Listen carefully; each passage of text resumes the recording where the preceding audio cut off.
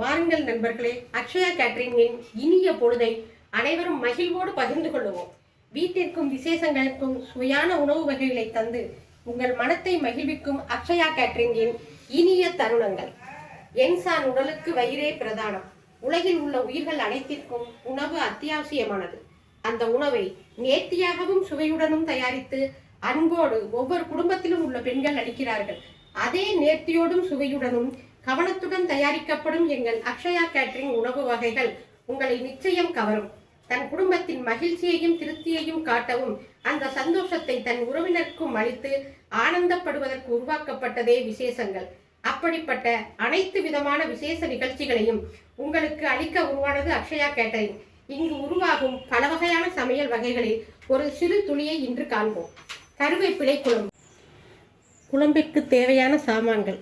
முதலில் கருவேப்பிலை சிறிது எடுத்துக்கொள்ளுங்கள். அத்தோடு மிளகு, சீரகம், பொட்டுக்கடலை, சிறிதளவு முந்திரிப்பருப்பு,